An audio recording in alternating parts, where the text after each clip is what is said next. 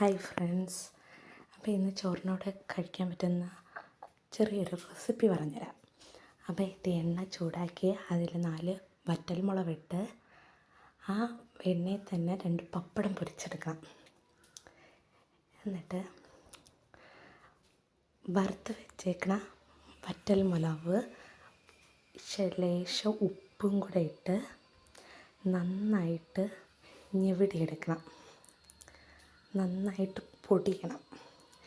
എന്നിട്ട് അതിലേക്ക് വറുത്ത് വെച്ചേക്കണ പപ്പടം